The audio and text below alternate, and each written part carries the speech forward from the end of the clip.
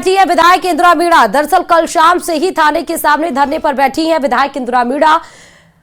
कपकपाती ठंड में पूरी रात समर्थकों के साथ विधायक बैठी रही।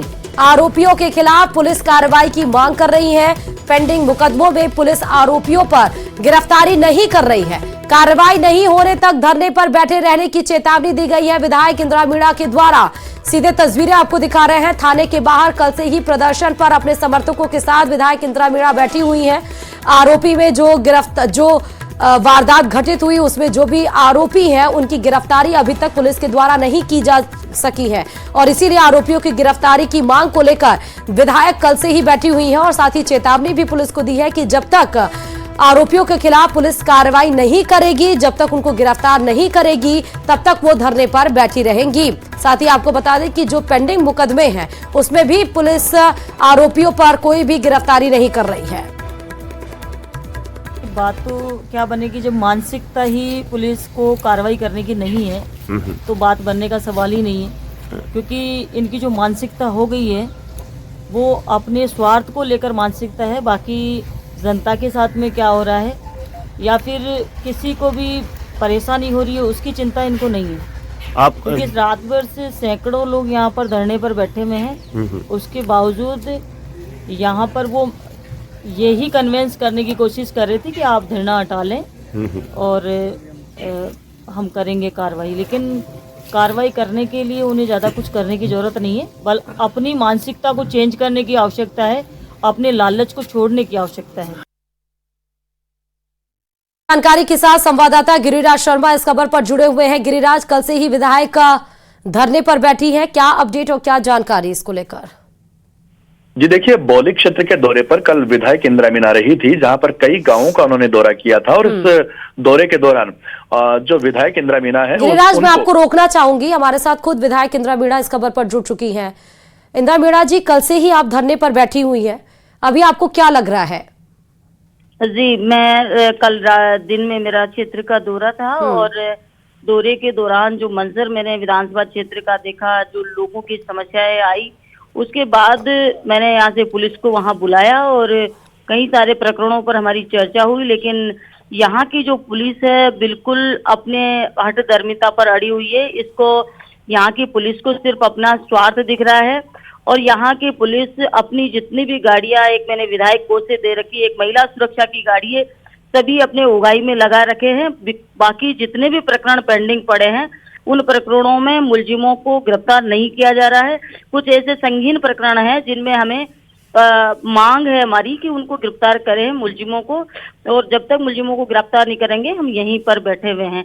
लेकिन इनकी मानसिकता में थोड़ा इस टाइप का सोच और विचारधारा इनकी है कि इनको उन लोगों को गिरफ्तार करना ही नहीं है, क्योंकि इनको अपराध बढ़ाना है। रात को एक हमारे बच्चे को अपहरण करके ले गए, अपहरणकर्ता बहुत दूर जाकर 70 किलोमीटर दूर जाकर उसको पटक के गए हैं। ऐसी घटनाएं रोज होती है। ब्लैक शीशे लगा के गाड़ियां यहाँ पर घूमती है। हमने कहा अपराधों को थोड़ा रोकिए, लेकिन ये बहुत शांत इलाका था, लेकिन पुलिस की खुद की इन्वॉल्वमेंट की वजह से यहाँ अपराध बढ़ते जा रहे हैं। तो पुलिस कार्यप्रणाली पर जो आप सवाल उठा रही हैं और धरने के रूप में आप जो प्रदर्शन कर रही हैं, आपको क्या लग रहा है? पुलिस, क्योंकि आप जैसे बता रही हैं कि वो धरना समाप्त करने के लिए आपको फोर्स कर रहे हैं, लेकिन जो उनके कर्तव्य होने चाहिए उस पर उनका क्या रिएक्शन है? उनका ये कहना है कि हम 2-3 दिन के अंदर गिरफ्तार कर लेंगे। उनके बहाने हैं और उनके बहाने 10 महीने से 12 महीने से लगातार चलते आ रहे हैं। बहुत सारे SC/ST के प्रकरण या तो ये दर्ज करते हैं या फिर उनको कोर्ट से इस्तीफा कराते तो उनके ऊपर FIR लगाते। पोक्सो जैसे प्रकरणों पर बिना कोर्ट के बयानों के, बिना 164 के बयानों, 164 के बयान होने के बावजूद उसमें FIR लगाने की गुस्ताखी यहाँ की पुलिस कर रही है। तो एक के बाद एक राजस्व का यहाँ बहुत बड़ी राशि यहाँ पर पेनल्टी लगा रखी है, लेकिन उन लोगों को भी ये गिरफ्तार करने की इनकी हिम्मत नहीं है, क्योंकि वही तो इनके कमाऊ भूत है, तो उनको कैसे ये लोग गिरफ्तार करेंगे? तो ऐसी स्थिति में सरकार को भी बड़ा इस पुलिस की वजह से हो रहा है, क्योंकि पुलिस की खुद की जेब भरने का ये लोग काम कर रहे हैं। उसके अलावा पीड़ित जो लोग आते हैं यहाँ पे, SC/ST के लोग आते हैं या और कोई अन्य प्रकरणों में आते हैं, आए दिन चोरियां यहाँ पर बढ़ती जा रही है। हमारे यहाँ ATM लूट लिया, हमारे यहाँ कई सारे लोगों की मोटरसाइकिल, मेरे घर के बाहर से अभी दशहरे के दिन 2-3 मोटरसाइकिल चोरी हो गई, उनका आज तक पता नहीं लगा। तो बहुत सारे ऐसे प्रकरण हैं। और जिस तरीके से हम इनको कभी भी फोन करते हैं तो यहाँ का डिप्टी ये कहता है कि आप मेरे अधिकारी नहीं हो, आप हमें बता नहीं सकते। एक जनप्रतिनिधि होते हुए मैं एक विधायक हूँ, किसी व्यक्ति की समस्या अगर हो तो मैं इनको कॉल करूंगी, तो इनका ये जवाब, ये रवैया इनका रहता है। तो इसलिए कल मुझे मजबूरन यहाँ धरने पर बैठना पड़ा, क्योंकि इनका जिस तरीके से लापरवाही हमें देखने को मिल रही है, हमें लगा कि ऐसा ये कभी नहीं करेंगे। तो मजबूरन सारे लोग यहाँ से 100, 200, 300 कार्यकर्ता रात भर यहाँ धरने पर बैठे रहे। इन्होंने बस एक ही आश्वासन दिया, हम 10 दिन में, 5 दिन में, 2 दिन में, 3 दिन में फला फला प्रकरण की इंक्वायरी कर लेंगे, जांच कर लेंगे, ये कर लेंगे। लेकिन इनका स्पष्ट रूप से कोई स्पष्ट रूप से ये कहना नहीं था कि हम निश्चित रूप से आप लोगों की इसमें करेंगे, ये लोगों को मदद देंगे या ठीक फिर है इंदिरा जी, हम कार्रवाई। जिस रूप में आप धरना कर रही हैं और जो आश्वासन दिया जा रहा है, उम्मीद यही है कि उस पर वो अमल करें। बहुत शुक्रिया इस खबर पर हमारे साथ जुड़ने के लिए।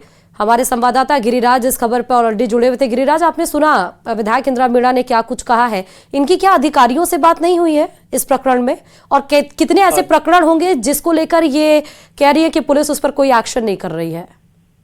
जी देखिए, जो विधायक इंदिरा मीणा है वो अपने क्षेत्र की समस्याओं को लगातार उठाती रही हैं और अधिकारियों से भी लगातार वो संपर्क में रही हैं। और यही कारण है कि मैं आपको एक वाक्य भी बता दूं कि अभी विगत दिनों भी ऊर्जा मंत्री स्वयं इस क्षेत्र के दौरे पे थे और उस दौरान क्षेत्र की समस्याओं को लेकर के, और जब क्षेत्र की समस्याओं का जब समाधान नहीं हो रहा था, तब ऐसी स्थिति में बामनवास विधायक जो इंदिरा मीणा है वो ऊर्जा मंत्री तक से भी बढ़ गई थी। तो ऐसा नहीं है कि जो अधिकारी हैं उनसे बात नहीं हो रही, लेकिन ये सबसे बड़ी विडंबना है कि शिकायतें करने के बावजूद भी जो समस्याएं हैं वो जैसे कि तैसे बनी हुई है, उनका समाधान नहीं हो रहा है। और उसी का ये एक परिणाम है और ये उसी की परिणति कही जाएगी कि जिसको लेकर के बामनवास विधायक जो इंदिरा मीणा है वो अपने समर्थकों के साथ में धरने पर बैठी और ये अजीब विडंबना ही है गिरिराज की, एक विधायक की सुनी नहीं जा रही है, वो धरना दे रही है, तो आम जनता की क्या ही सुनी जाती होगी। बहुत शुक्रिया खबर पर तमाम जानकारी देने के लिए। और चलिए जोधपुर से बड़ी खबर इस बीच आपको बता रहे हैं, निजी कार्यक्रम के लिए जोधपुर पहुंची है वसुंधरा राजे।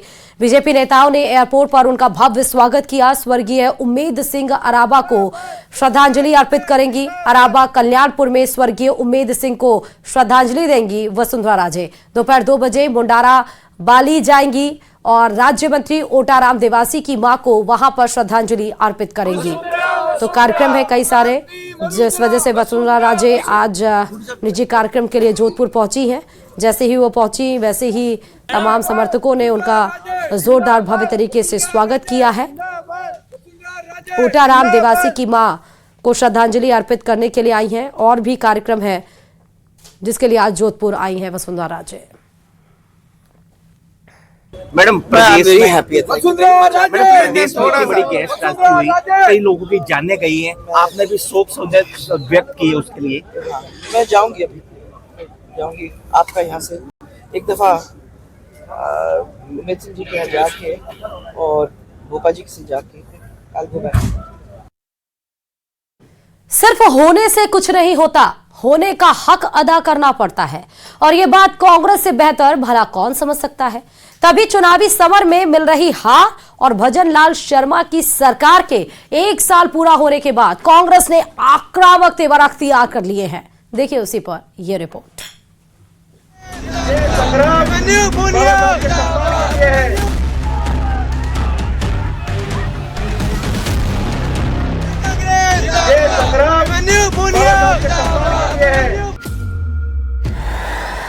दिग्गजों की हुंकार, लड़ाई होगी आर पार।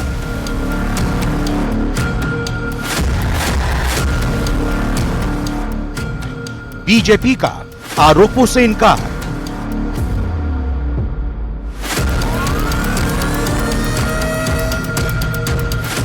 बड़े उद्देश्यों के लिए छोटे मतभेदों को दरकिनार करना पड़ता है और यह बात सियासतदानों से बेहतर भला कौन समझ सकता है। टीवी स्क्रीन पर नजर आ रही ये तस्वीरें भले ही 18 दिसंबर की हों, लेकिन इनके मायने बड़े गहरे हैं। मायने समझने के पहले तस्वीरों पर गौर फरमाइए। देखिए कैसे एक जगह एक मंच पर कांग्रेस के 2 दिग्गज, जिन्हें एक दूसरे का विरोधी माना जाता है, आपस में बोल बतिया रहे हैं। न चेहरे पर तनाव। सचिन गहलोत के प्रति अपना सम्मान प्रकट करते हुए नजर आए तो गहलोत भी मंद मंद मुस्कुराते दिखे, जैसे सचिन को मौन सहमति दे रहे हों। बहरहाल बुधवार यानी 18 दिसंबर को कांग्रेस ने केंद्र सरकार के खिलाफ जयपुर के शहीद स्मारक पर विरोध प्रदर्शन किया, जिसमें तमाम दिग्गजों ने अपनी मौजूदगी दर्ज कराई। पूर्व मुख्यमंत्री और पूर्व डिप्टी सीएम का मित्रवत व्यवहार लोगों को चौंका गया, क्योंकि 16 दिसंबर को पायलट के समर्थकों ने अपने नेता की उपेक्षा पर आक्रोश प्रकट किया था।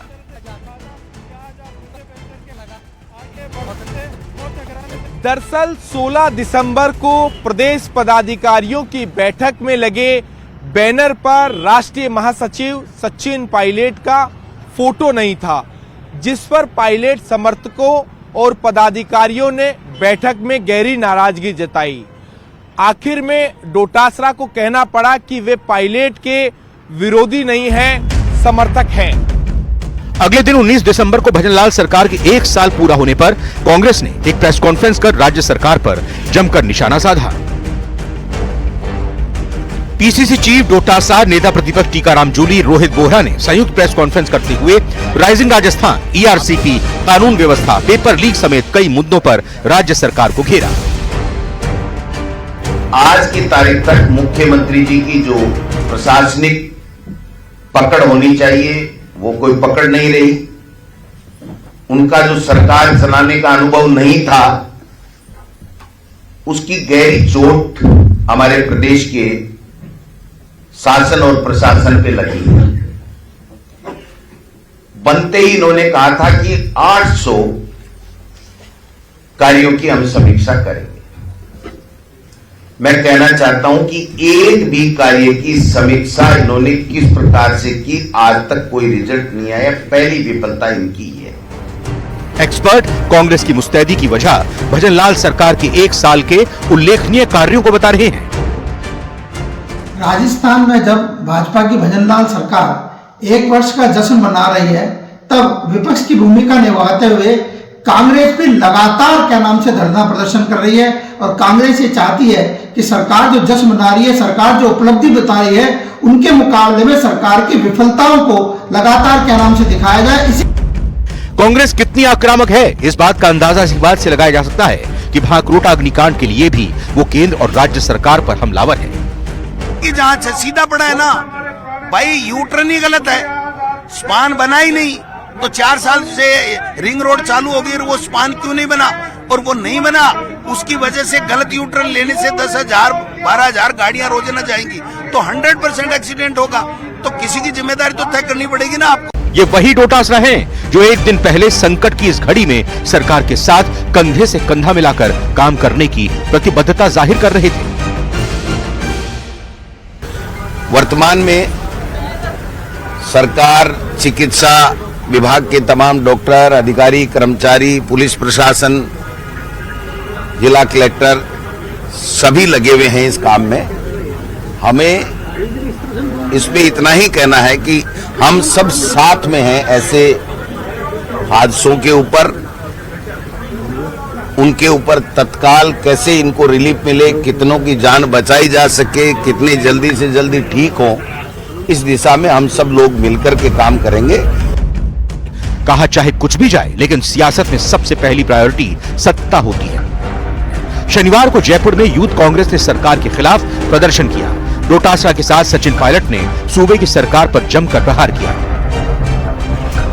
शुरू से कह रहे हैं कि पूरी भाजपा को माफी मांगनी चाहिए। इस प्रकार अंबेडकर साहब जो हमारे संविधान के निर्माता थे, उनके प्रति आप अपमान वाले भाव रखते हो तो देश में ठेस पहुंचे लोगों को। पूरे देश में आज आंदोलन लोग कर रहे हैं, तो ये घमंड और अहंकार का परिचय है।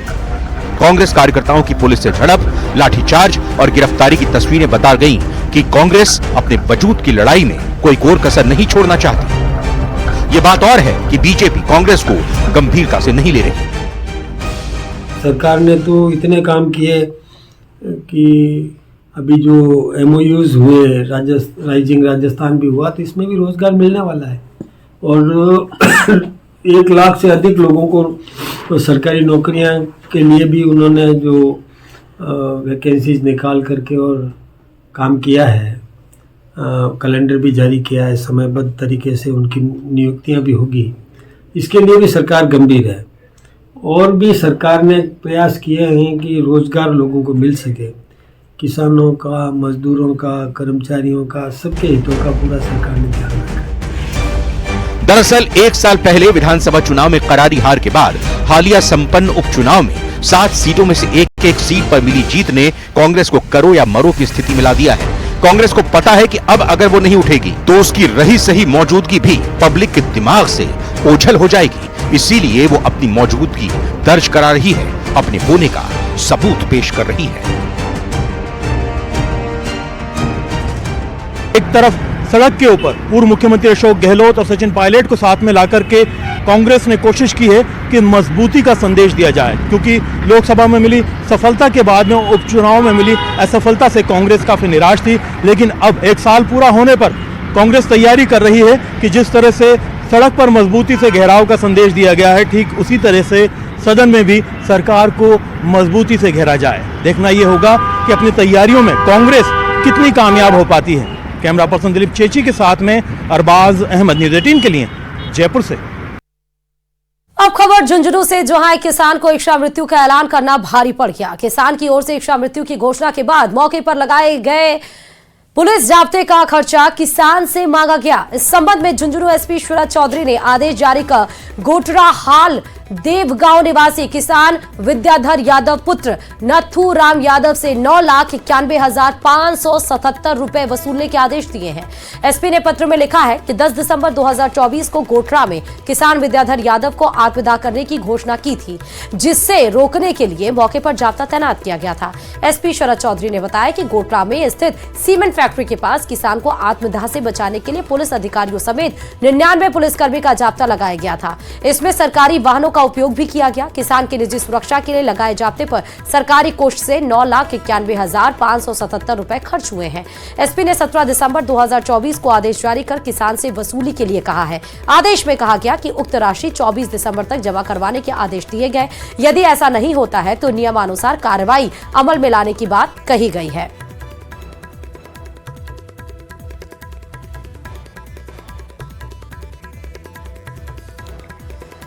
तो चलिए राजधानी जयपुर से बड़ी खबर इस बीच आपको बता रहे हैं, नीदर में किसानों की महापंचायत आज होनी है। दरअसल अनक्लेम्ड लैंड डी एक्वायर कराने की मांग की जा रही है। किसान पिछले 14 साल से अवाप्ति का विरोध कर रहे हैं। विरोध में जमीन समाधि सत्याग्रह भी कर चुके हैं किसान। करीब 1050 बीघा जमीन अवाप्ति से जुड़ा मामला बताया जा रहा है। तो नीदर में किसानों की महापंचायत है। इसको लेकर आपको बता दें कि पिछले 14 साल से अवाप्ति का विरोध किया जा रहा है। विरोध में जमीन समाधि सत्याग्रह भी किसानों के द्वारा किया गया है, लेकिन अभी तक 14 सालों से जो प्रदर्शन किया गया, अभी तक इसका हल नहीं निकला और अब महापंचायत किसानों का आज नीदर में होना है। जमीन अवाप्ति से जुड़ा ये मसला है।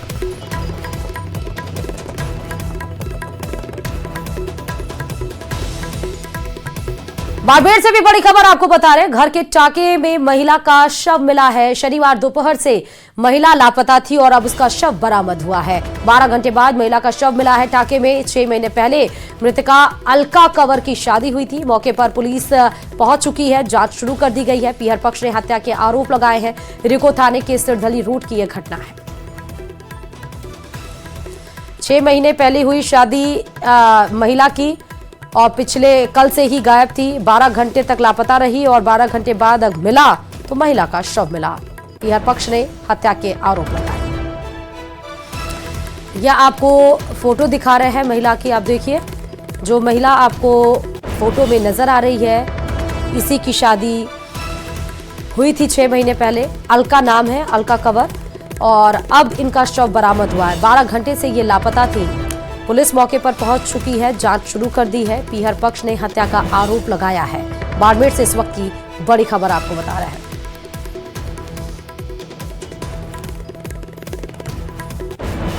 साढ़े 6 बजे कॉल आयो कि हमारी बच्ची है कोनी गायब है, घरे आएगा। जब मैं आया पूछो यानी बच्ची गई, ये तो घंटा को निकल गई। मैं यूँ जब की कोई तलाश भी निकोन की नको गुमशुदा की रिपोर्ट की नहीं, मैं इधर हमारे भाई ने रिपोर्ट लिखाई थाने कोई चौकी जाए रिपोर्ट लिखाई पाता यूँ पूछो यूँ कोई रेस्पॉन्स कोई जवाब नहीं, या छोरा दौड़ा गाड़े दौड़ा बच्ची कही किया यूँ पूछ घर जोयो तो मैं घर जोया पा टोका जोया पा डेरी कोनी तो बोल चाल बीजी हुई है तो ना कहीं कोनी।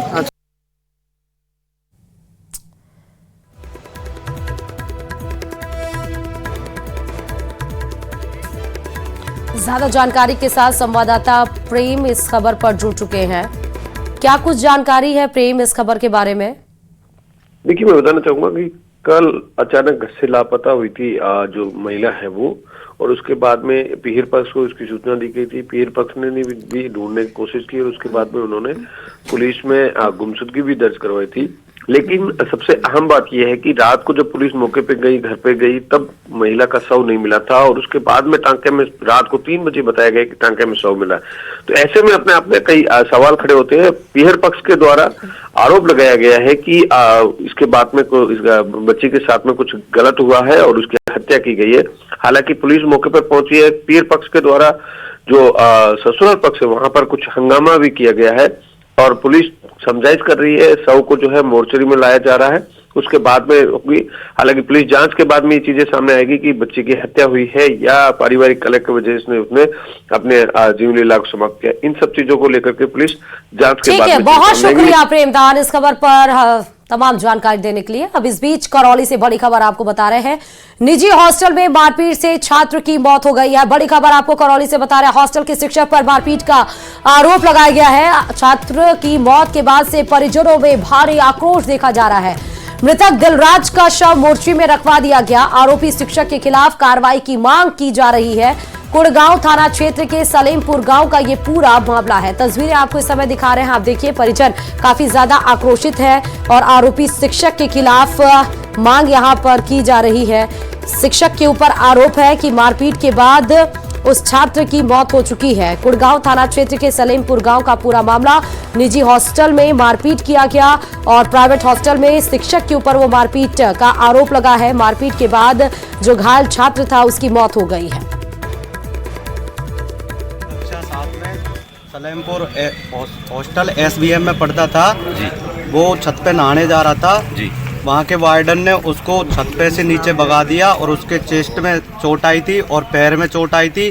3 दिन तक उसके बारे में घर वालों को कोई सूचना नहीं दी गई थी उनके द्वारा।